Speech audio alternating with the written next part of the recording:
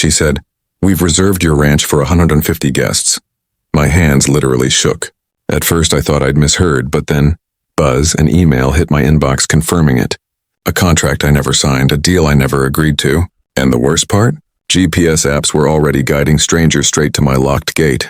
I stood there, coffee in hand, that morning warmth suddenly tasting bitter, watching the first car creep by like it owned the road. This wasn't paranoia. This was a nightmare in motion.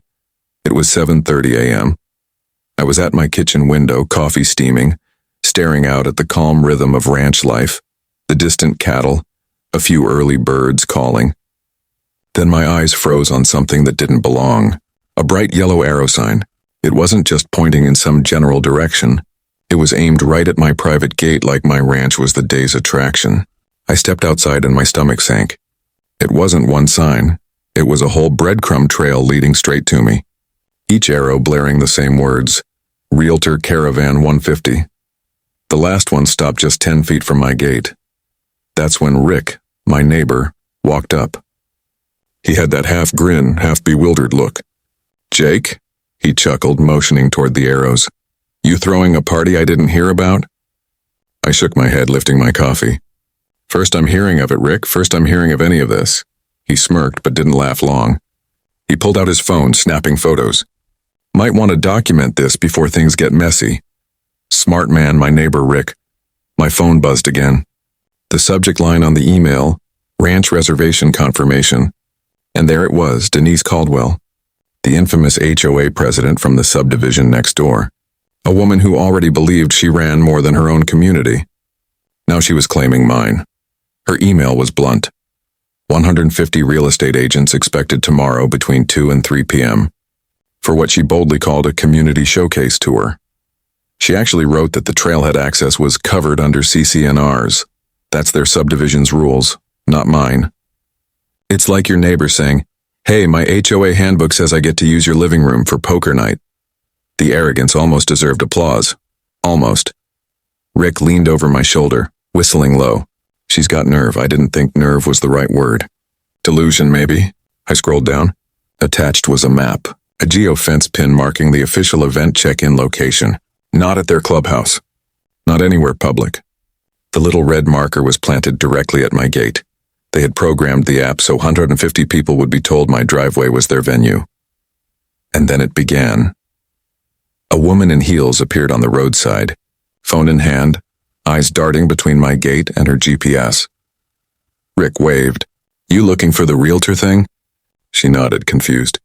"The app says I'm supposed to check in here, but the gate's locked." I walked over.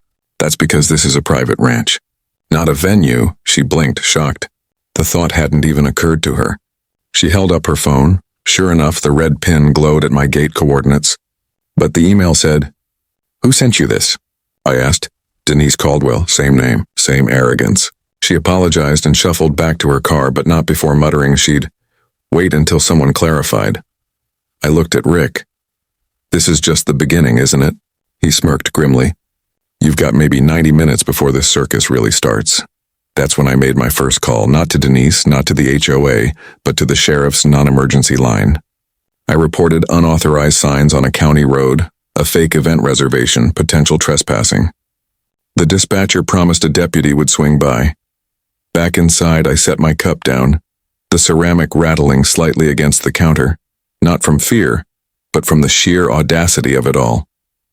Outside, Rick was already tapping my window, pointing toward more cars slowing near the arrows. By noon, my disbelief had turned into genuine concern. A tent had gone up on the road shoulder, a folding table, orange cones lined neatly like they were prepping for a festival.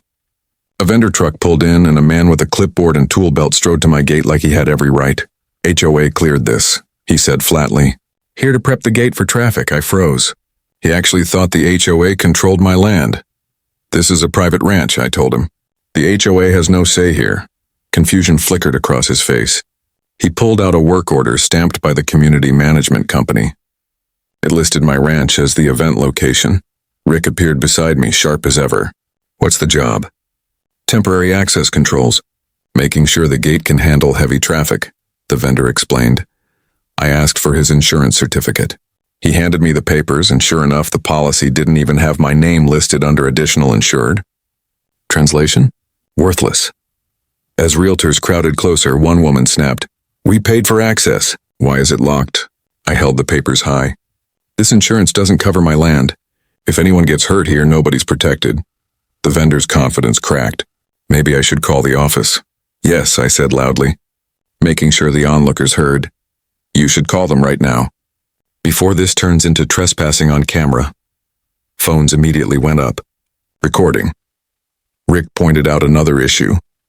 "That tent and table, county right-of-way, needs a permit." The vendor repeated it nervously into his phone. A minute later, he began packing up. His dispatcher had pulled the plug. Rick photographed every document before the man drove off, but the crowd didn't leave. More cars showed up. Coordinators in polo shirts, clipboards in hand, setting up folding chairs in a semicircle like they were hosting a picnic. Laughter, photos, as if my ranch already belonged to them. Then Rick ran up, breathless. "Jake, they're trying the back way." We sped to the utility easement at the rear fence line. Sure enough, a group in business attire was marching down the power company service road. Clipboard leader preaching about legal access. I cut them off. "This road is for utility crews only. Not events, not tours." Right then, Mark Bradley, the utility technician, pulled up in his truck. He held official documents in hand and made it crystal clear. This easement is for power line maintenance only. Not public use, not community access, and certainly not realtor caravans. He posted an official closure notice on the gate, timing it perfectly. The access road would be shut down that very afternoon for inspections. Their so-called backup plan was gone before it began. The clipboard woman's confidence drained away.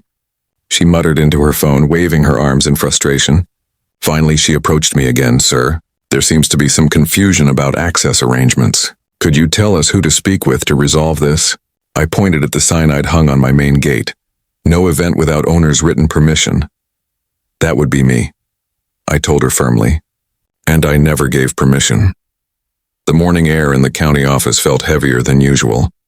Ellen Carter, a seasoned official with 15 years of battles against shady permits and sketchy event organizers, spread my papers across her desk. The photos Rick took, the fake consent email, every scrap of evidence lay under the fluorescent light like pieces of a crime scene. "They claim the county already had your approval on file," she muttered, adjusting her glasses. Her voice was calm, but her eyes narrowed. "That's a serious claim, Jake. It suggests we issued authorization. But my system shows nothing." My stomach tightened as she clicked through records. Nothing. No permits, no approvals, no authorization of any kind. Then she pulled the curtain back. The so-called county consent email. It didn't come from county servers at all. The header told the truth. It came from the HOA's own system. "Forging county approval isn't a clerical error," Ellen said, her voice dropping to a warning tone. "That's fraud. Criminal fraud." The word slammed into me like a hammer. Fraud. Not arrogance. Not incompetence. Fraud. It got worse. The attachment labeled consent.jpg was a sloppy forgery. Metadata showing it had been created only days ago, despite claiming weeks-old approval. Even the wording was crafted carefully, avoiding written consent because the law required that exact phrase. This wasn't a mistake. It was a setup, a disguise, a trap. As Ellen laid out the law requiring written consent for events over 50 people, the truth came into focus. This wasn't confusion about boundaries. It was a carefully planned deception, built to force my ranch into their scheme. Fake emails, forged documents, even GPS routes programmed to funnel people straight to my gate. When I left the office, the weight of it pressed down harder than the afternoon sun. The HOA wasn't just bending the rules. They were breaking the law, confident nobody would notice. And that confidence showed up on my phone the very next afternoon. The number was unfamiliar. But the voice? Chillingly familiar. "Mr. Hollis," said Denise Caldwell, her HOA president voice polished and precise. "I believe there's been some confusion about today's realtor caravan. I wanted to resolve any misunderstanding." I put her on speaker and hit record. In our state, that's perfectly legal. She spun her story with practiced ease. Community outreach, engagement requirements, real estate certifications. But beneath the glossy pitch, the truth slipped out. She needed 50 confirmed attendees to keep her MLS status alive. And to her, my ranch was nothing more than a box to check on her list. "Ms. Caldwell," I said evenly, "walking trails don't turn private ranch land into an event venue. And 150 people aren't going to transform my gate into a welcome mat." The silence that followed was thick enough to cut. Then she tried another angle. Community values, neighbor cooperation, property values. But when she finally promised to send me the official route sheet, she made the mistake I'd been waiting for. 10 minutes later, the document landed in my inbox. And there it was in black and white with the HOA's logo stamped proudly at the top. Final stop, ranch gate check-in. Arrival 2:30 p.m. They'd actually written it down. My ranch, my gate. Their checkpoint, it wasn't speculation anymore. It was evidence. By the time the afternoon sun dipped low, reality hit hard. Vehicles lined the county road shoulder. A banner whipped in the wind. Caravan 150. A security guard stood by my locked gate, radio in hand. And then, as if this whole circus wasn't outrageous enough, a locksmith truck rolled up, tools in hand, ready to break my lock.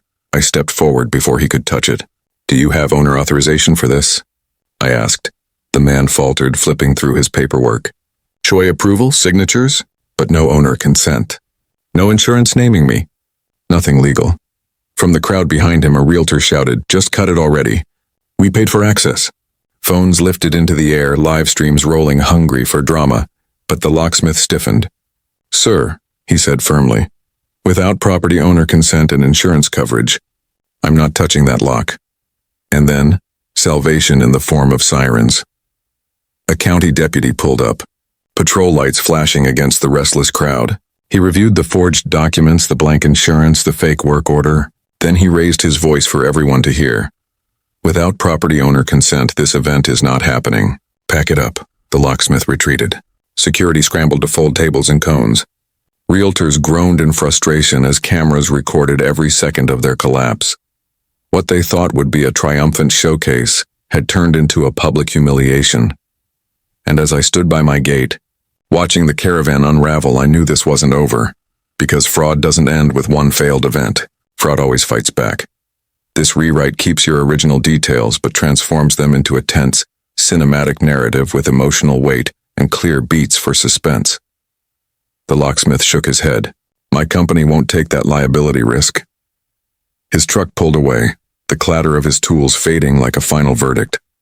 And that's when Denise Caldwell arrived, the HOA president herself, her SUV marked with HOA logos, her face tight with panic as she stepped out and surveyed the scene unraveling before her eyes. The deputy met her halfway, his presence steady as a wall. "Ma'am, permits and owner authorization, please."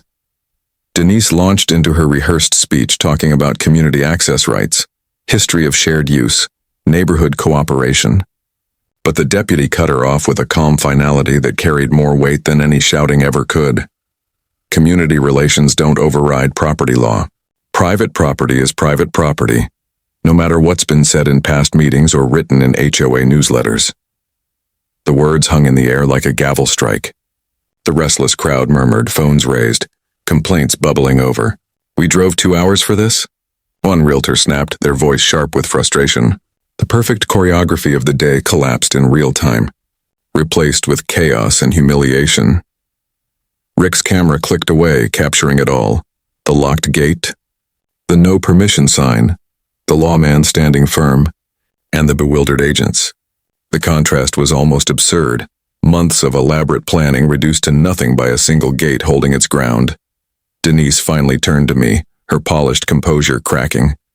"Isn't there any way we can resolve this? For the sake of community relations?" I simply gestured to the sign on my gate. "You should have asked for written permission before building an entire event around land that isn't yours."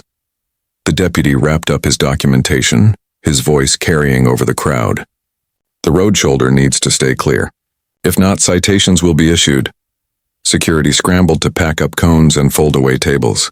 A few muttered about trying the back service road, but that dream was already dead. Word had spread. The utility company locked it hours ago. No back door, no shortcut. As the locksmith's taillights disappeared down the road, I crossed my arms and let silence speak for me. Sometimes the loudest argument is no argument at all. Denise's face flushed red, her authority crumbling in the weight of public spectacle. Late afternoon brought everyone to the same spot, my gate, for what felt like a final standoff. The deputy stayed put. Denise called in more HOA board members, her allies looking less like leaders and more like cornered animals. Rick documented every second, his camera flashing like the lens of history itself. The crowd of real estate agents grew restless. One stormed forward, waving her phone in the air. The app says this is the check-in location. But I'm staring at cattle, not a clubhouse. Others raised their screens too. Live streams running, commentary flowing to online audiences hungry for drama. The complaints turned louder, more pointed. The GPS dots showed they were at the right place, but reality mocked them with barbed wire and pasture grass. Rick pulled out his tablet, opening the county GIS map. In front of everyone, he expanded the planning layer, and there it was. A red dotted line drawn straight to my gate. Proposed public access corridor. Status under review, not approved. If you only skim this, Rick explained, it looks real. But it's just a proposal and not law. Not approval. Just a draft idea. He tapped the legend twice, the blinking line vanishing and reappearing as he read the fine print aloud. Consultation pending. Subject to change. Requires public notice and recorded owner consent before any right-of-way exists. The truth fell like a hammer. The entire event had been built on nothing but an assumption. Someone saw a future easement line on a draft map and treated it as though it was already fact. They programmed GPS coordinates to a gate that legally belonged to me, a road that may never even exist. And then Ellen Carter arrived from the county office, clutching a folder thick with evidence. She laid it out in front of the deputy, her voice unwavering. The so-called county consent email spoofed. It didn't come from our servers at all. It originated from the HOA's system. Gasps rippled through the crowd. Phones zoomed in on the documents as Ellen held them high. The headers proved forgery. This wasn't an error. It was deliberate. Murmurs grew louder, live stream chats exploding with comments mocking the HOA's deception. The humiliation wasn't private anymore. It was global, broadcast in real time. The deputy turned to Denise, his voice sharp. Care to explain these fake emails? Denise's confident facade shattered. She stammered excuses about management mix-ups, her voice trembling, while cameras captured every crack in her armor. One realtor muttered loudly enough for all to hear. She lied to us. At that moment, the last fragile hope of salvaging the day vanished. Mark Bradley, the utility supervisor, pulled up in his truck. His statement was final. The service road stays locked. No public access, no events, no exceptions. The evidence converged like storm clouds. Fake GPS routes, forged emails, a proposed but unapproved easement. No insurance coverage, no permits, nothing real to stand on.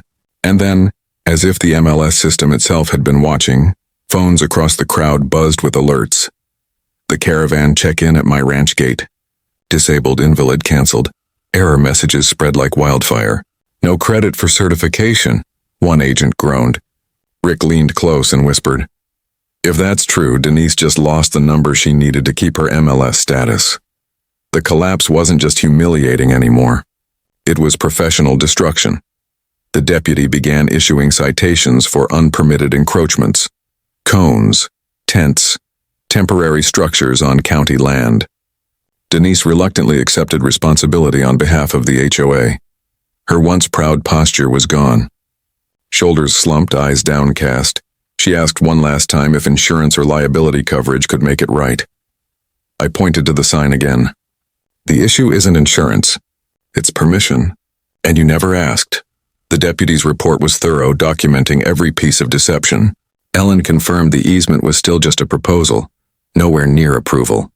And when Rick displayed the digital map with the red line cutting straight through to my gate, the deputy photographed it for the record. The crowd dispersed slowly, defeat hanging heavy in the air. Some called frantically, trying to find an alternate venue for 150 people, but time was against them. The sun was sinking and the day was lost. By the time darkness rolled in, the road was empty again. Ellen packed her documents. The deputy finished his paperwork. Rick had enough photos to make a courtroom exhibit, or a documentary. And then Denise returned one last time, her voice low, her confidence gone. Mr. Hollis, she whispered, eyes flicking nervously at agent still recording. I owe you an apology.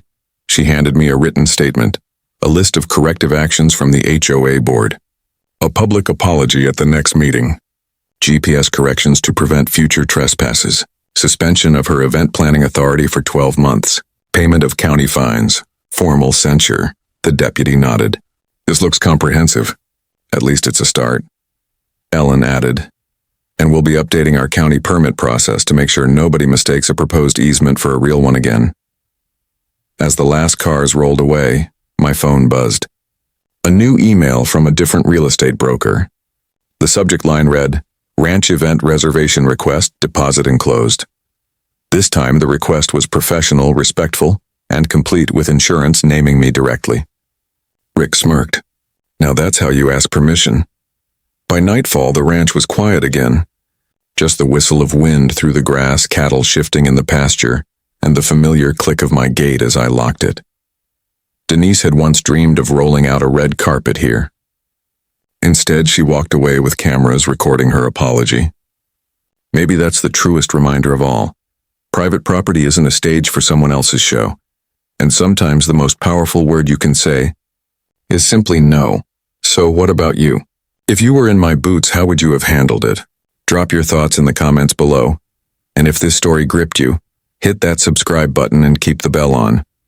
Because the next story here on QAStories might just top this one.